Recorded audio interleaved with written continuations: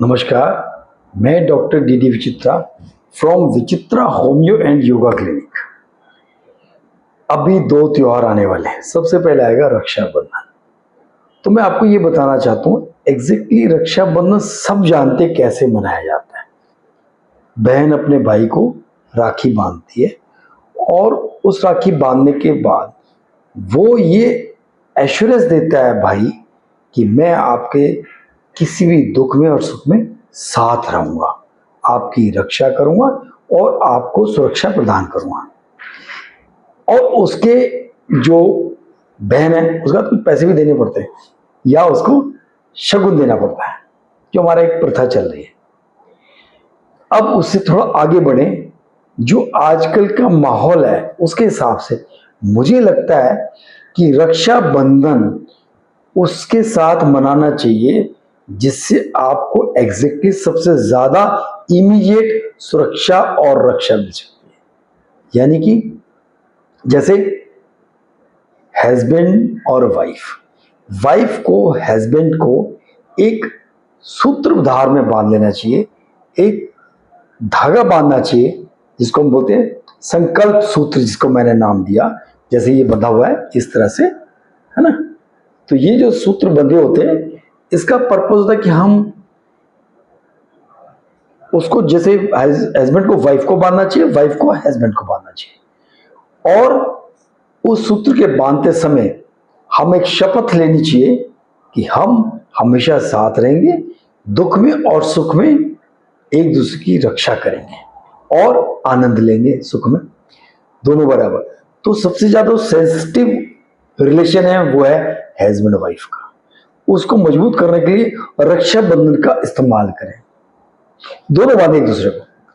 इसी तरह से सबसे ज्यादा और सेंसिटिव है वो सास और बहू का रिलेशन। उसके लिए भी आप ध्यान दें, बहू को सास को बांधनी चाहिए सूत्र और सास को बहू को बांधना चाहिए राखी या रक्षा का बंधन, ताकि एक दूसरे की हम बताएं कि सास बहू की और बहू सास की रक्षा का शपथ ले।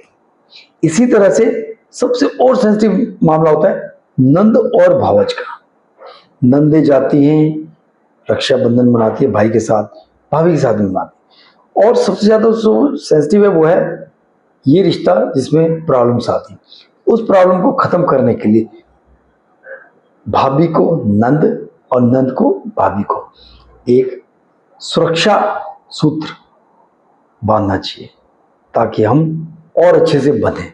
इसके अलावा जिससे हमें रक्षा मिलती है, माँ बाप, भाई बहन, सगे संबंधी या पड़ोसी, या उसके अलावा जो जैसे एक और रिलेशन आजकल जो बहुत चलता है उसको भी मजबूत करने के लिए बॉयफ्रेंड और गर्लफ्रेंड एक दूसरे को रक्षाबंधन वाले दिन एक सूत्र बांधना चाहिए और उस सूत्र से उनका संबंध बहुत बढ़ेगा और एक दूसरे की सम्मान की रक्षा, शारीरिक तौर पे, मानसिक तौर पे कोई भी प्रॉब्लम आती है तो उसको एक कवच देना एक दूसरे को वो जरूरी है। और आगे इस बात को फॉलो अप करते रहे till end of the life, चाहे वो फ्रेंडशिप हो, चाहे गर्लफ्रेंड बॉयफ्रेंड हो, चाहे हस्बैंड वाइफ हो, चाहे सास बहू हो, चाहे नंद भाव हो, कोई भी ऐसा रिश्ता है उसको मजबूत करने के लिए ये रक्षा का एक बंधन है जो हमें उस दिन मनाना चाहिए। इसके अलावा जो आपका कोई, आपको लगता है मन जिससे मुटाव होता है, मन परेशान होता है, आप उसके साथ भी ये संबंध बना सकते हैं। कोई दुश्मन है, कोई परेशानी है, इस दिन रक्षा के भी अब हम इसको खत्म करके हम एक दूसरे की रक्षा और सुरक्षा का ध्यान देंगे। यह है रक्षाबंधन। इसके अलावा कोई हिंदू भाई है तो मुस्लिम भाई को बांधे, बहन को बांधे मुस्लिम बहन को, हिंदू है तो मुस्लिम बहन को, मुस्लिम है तो हिंदू बहन को, एक दूसरे परस्पर अच्छे संबंध के लिए ये रक्षाबंधन का त्योहार है। इस बंधन को बांधिए और अपने आप को सुरक्षित महसूस करिए। फॉर ऑल पीपल, ये सब मैंने इसलिए डाला है कि पिछले साल भी मैंने डाला था, परंतु मैंने कहा इस बार फिर से हम डालते, शायद कुछ लोग जागृत हो जाएं रक्षाबंधन के मतलब को समझने के लिए। तो जो भी हमारे सेंसिटिव रिलेशंस है उनको मजबूत करने के लिए रक्षाबंधन में एक सूत्र बांध के उसको बंधन को मजबूत करिए और उसमें आदान प्रदान केवल सूत्र का होगा, ना कि गिफ्ट का या किसी चीज का, नहीं तो बर्डन हो जाता है। लड़की आती है या बेटी आती है या बहन आती है तो उसको हम गिफ्ट देते होते तो उसका बंधन भी मुक्त होना चाहिए।